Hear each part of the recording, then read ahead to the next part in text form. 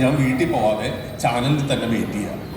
അപ്പോൾ മാഷിനെ വിളിക്കാൻ പോയ വണ്ടി ഗേറ്റിൽ വന്നപ്പോൾ തന്നെ ഞാൻ ഓടിച്ചെന്ന് ഗേറ്റിൽ ചെന്ന് മാഷിനെ കൂട്ടി നടന്നു വരുമ്പോൾ മാഷ് പറഞ്ഞു, എടാ ഈ മാധവിക്കുട്ടിക്കും ബഷീറിനൊന്നും ഭാഷ അറിയില്ലായിരുന്നു. ഈ ബഷീറൊക്കെ ഒരു വാക്കിൻ്റെ സംശയം തീർക്കാനായിട്ട് പലപ്പോഴും വെള്ളിയാഴ്ച ഞാൻ കോളേജിൽ നിന്ന് പോയി കഴിഞ്ഞാൽ തിങ്കളാഴ്ച വരെ കാത്തിരിക്കുമായിരുന്നു. അവരുടെ ഭാഷയിലുള്ള പരിജ്ഞാനക്കുറവാണ് അവരുടെ ഭാഷയുടെ എഴുത്തിൻ്റെ സൗന്ദര്യവും ശക്തിയായിട്ട് മാറിയത്. കാരണം ഇത്തിരിയുള്ള ഭാഷ വളരെ ശ്രദ്ധിച്ചാണ് അവർ ഉപയോഗിച്ചിരുന്നത്. എനിക്ക് തോന്നുന്നു മറ്റൊരു തരത്തിൽ ജയേട്ടനും അത് അപ്ലിക്കബിൾ ആണെന്ന് തോന്നുന്നു. കാരണം സംഗീതത്തിൻ്റെ സാങ്കേതികതയോ ക്ലാസിക്കൽ സംഗീതത്തിൻ്റെ പരിജ്ഞാനമോ ഒന്നും ജയേട്ടനൊരു തടസ്സമാകാതെ ഭാവതലത്തിൽ കൂടുതൽ ശ്രദ്ധിക്കാനും, ഒരുപക്ഷെ അത് വളരെ നാച്ചുറലായിരിക്കാം, അത്രമാത്രം നൈസർഗികമായിട്ടുള്ള ആ ഭാവതലം സൃഷ്ടിക്കാൻ ഒരുപക്ഷെ ജയേട്ടനെ സഹായിച്ചത് അതായിരിക്കാം. അതെത്രമാത്രം മാനത്ത് കണ്ണികൾ മയങ്ങും കയറുകൾ പോലെ അത്ര മനോഹരമായിരുന്നു. ഓരോ വാക്കും ജയേട്ടൻ്റെ ഉച്ചാരണത്തിന് എന്തൊരു ഭംഗിയായിരുന്നു ഇല്ലേ. നമ്മൾ എത്രയും പാട്ടുകൾ, ഞാനിങ്ങനെ വെറുതെ ഇരുന്നിട്ട് ഇന്നിങ്ങനെ പോരുന്നതിന് മുമ്പ് കുറേ പാട്ടുകൾ നോക്കുമ്പോൾ മകരം പോയിട്ടും മാടമുണർന്നിട്ടും മാറത്തെ കുളിരിട്ടും പോയില്ല, ഇതിനപ്പുറം പിന്നെ അങ്ങനെ അറിയാതെ എത്ര പാട്ടുകൾ. എല്ലാത്തിലും ഈ ജയേട്ടൻ്റെ ഈ സിംഗേഴ്സ് പലപ്പോഴും ഈ കമ്പോസേഴ്സിന്, ഈ മ്യൂസിക് ഡയറക്ടേഴ്സ് പാടുന്ന പാട്ടിൽ നിന്ന് ഒരു ട്രാൻസ്മിഷൻ ലോസ് സംഭവിക്കാറുണ്ട്. വണ്ടികളിൽ പണ്ട് ഇതുള്ള പോലെ ട്രാൻസ്മിഷൻ ലോസ് ഉണ്ടല്ലോ, ഒന്നിൽ നിന്ന് മറ്റൊന്നിലേക്ക് പോകുമ്പോൾ സംഭവിക്കുന്ന.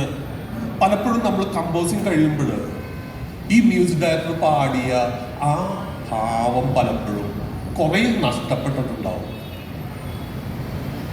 പക്ഷെ ഞങ്ങൾ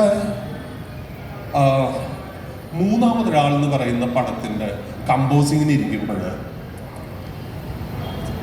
പ്രത്യേകിച്ച് ഒന്നും കമ്പോസ് ചെയ്തിട്ടൊന്നുമില്ല.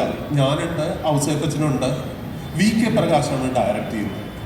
വി കെ പ്രകാശ് ജയേട്ടൻ്റെ എന്താ പറയുക, അങ്ങേറ്റം കടുത്ത ആരാധകനാണ്.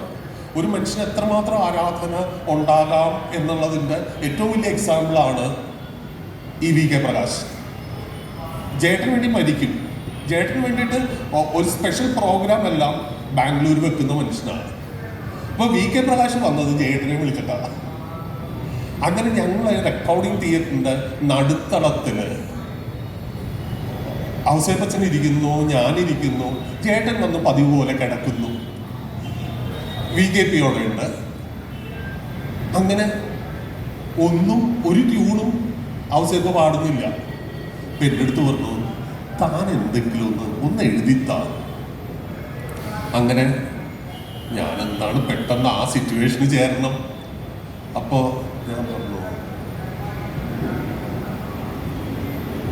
ദുഃഖത്തിൻ നനവുള്ള സന്ധ്യയെ നീ എനിക്ക് എത്ര പ്രിയങ്കരിയെന്നോ, നഷ്ടപ്പെടാതിരിക്കാനായി കൈകൊണ്ട് ചുറ്റിപ്പിടിക്കട്ടെ നിന്നെ.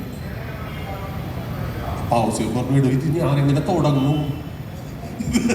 ദുഃഖത്തിൻ നനവുള്ള സന്ധ്യ എന്ന് പറഞ്ഞൊരു പാട്ട് തുടങ്ങാൻ പറ്റും? ഞാൻ പറഞ്ഞൊരു കാര്യം ചെയ്യാം, സന്ധ്യ എന്ന് പറഞ്ഞുകൊണ്ട് തുടങ്ങിക്കോളൂ. സന്ധ്യയെ സായം സന്ധ്യയെ, ദുഃഖത്തിൻ നനവുള്ള സന്ധ്യയെ നീ എനിക്ക് എത്ര പ്രിയങ്കരിയെന്നോ. ഈ ഔസേപ്പ് ഇതിങ്ങനെ പാടി നോക്കുന്നതിൻ്റെ ഒപ്പം തന്നെ ജയേട്ടനും ആ പാട്ട് പഠിച്ചു കഴിഞ്ഞിരുന്നു. അങ്ങനെ ജയേട്ടൻ വോയിസ് ബൂത്തിൽ പോയിട്ട് ആ പാട്ട് പാടിക്കഴിഞ്ഞപ്പോൾ അതിൻ്റെ ഫീല് കണ്ടിട്ട്, അതിൽ ആ ഒരു ഭാവം മധുരിമ കണ്ടിട്ട് ഞങ്ങളൊരു തീരുമാനം എടുത്തു, അതിനെ മാറ്റി പാടിക്കണ്ട. ജയേട്ടൻ അന്ന് പാടിയ ആ ട്രാക്കിന് ഓർക്കസ്ട്ര പിന്നെ ചെയ്യുകയാണ് ചെയ്തത്. ആ പാട്ട് അതുപോലെ തന്നെയാണ് സിനിമയിൽ ഉപയോഗിച്ചത്. ജേട്ടനെ പറ്റി ഇങ്ങനെ പറയാൻ തുടങ്ങിക്കഴിഞ്ഞാൽ ഒരുപാട് പറയേണ്ടി വരും.